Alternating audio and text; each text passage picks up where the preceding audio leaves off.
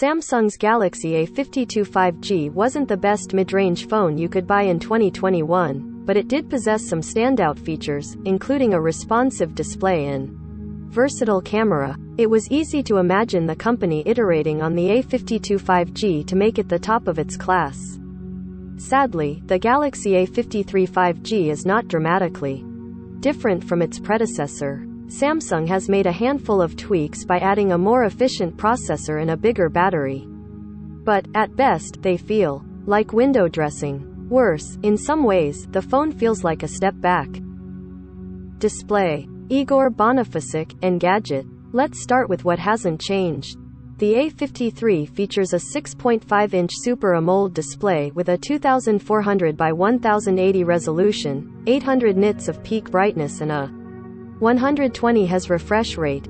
That screen is the main reason to buy the A53. It's big, vibrant, fast and makes everything from scrolling through social media to watching videos enjoyable. It doesn't support HDR or offer a variable refresh rate like some of Samsung's more expensive phones, but that's not much of an issue. Even with the display set to 120 Hz, I could get nearly 2 full days of moderate use and light gaming from the 5000 mAh battery.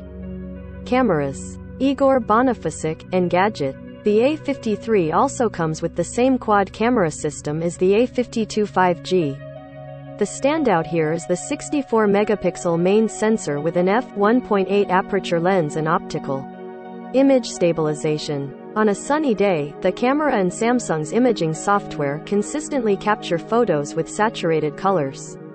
It's also surprisingly good at preserving both shadow and highlight detail in high-contrast scenes. The main camera struggles when there isn't a lot of light, producing images with a noticeable amount of noise, but that's something you see on a lot of mid-range phones. A supporting 5MP depth sensor helps the A53's main camera take pleasant portrait shots.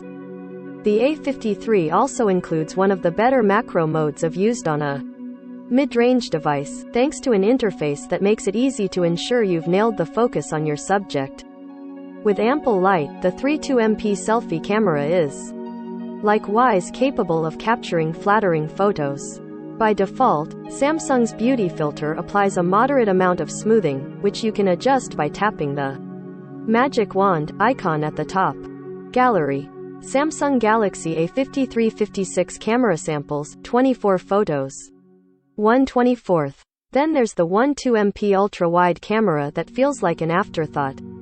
It does a decent job of capturing scenes that are too big for the main lens, but there's a noticeable drop in quality due to its lower resolution. One quirk I noticed across all of the A53's cameras is that they're not great at adjusting for color temperature. Many of the shots I took showed a noticeable green or purple tint.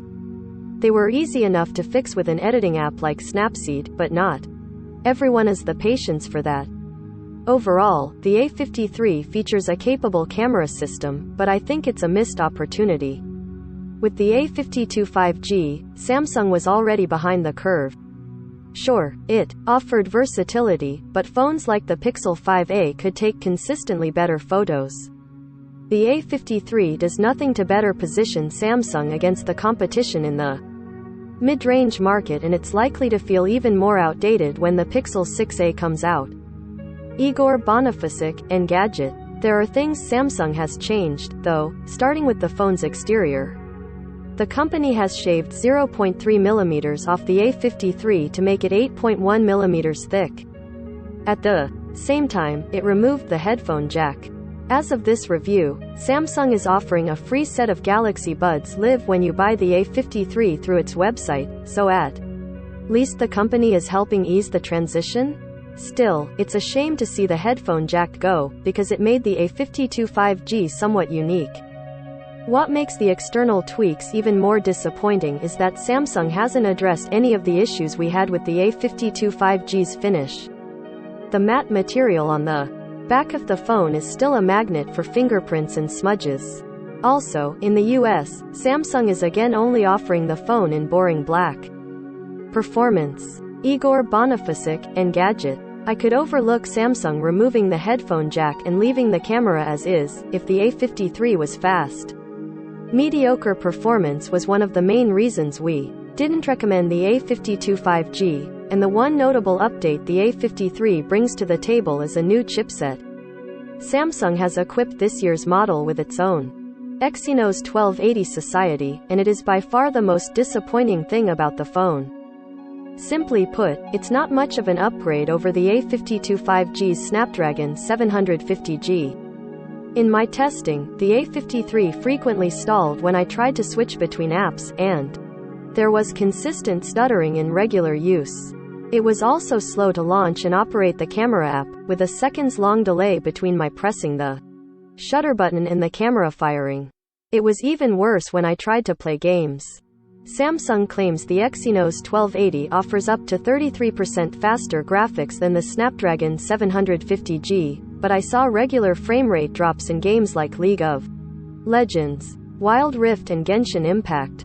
I suspect some of the A53's performance woes boil down to the phone only coming with 6GB of RAM. Unfortunately, Samsung doesn't offer an 8GB variant in the US.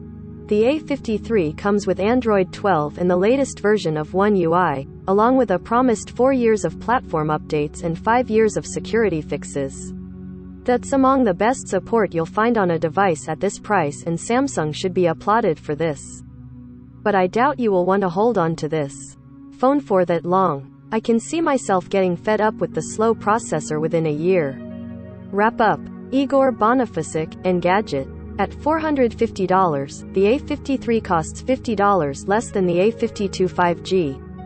That may seem like a bonus, but Samsung doesn't ship the phone with a wall charger anymore, and it hasn't added wireless charging. The company's 25W power adapter costs an extra $20. In addition to the Galaxy Buds Live promotion I mentioned earlier, the company is currently offering up to $100 off the A53 if you trade in your existing device.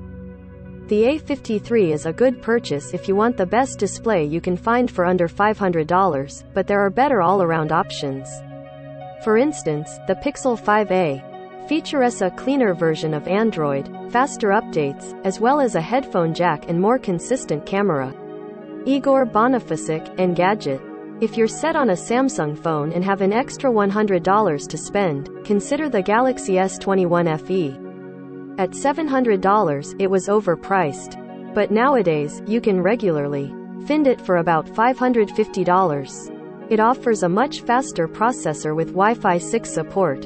Those are things that will make it feasible to keep the S21 FE for longer than you would the A53. Had Samsung done more to future-proof the A53, it would be easier for me to recommend. But with a middling chipset and a camera that feels stuck in the past, you're better off spending your money on a phone that you'll be happy with for years to come. All products recommended by Engadget are selected by our editorial team, independent of our parent company. Some of our stories include affiliate links. If you buy something through one of these links, we may earn an affiliate commission.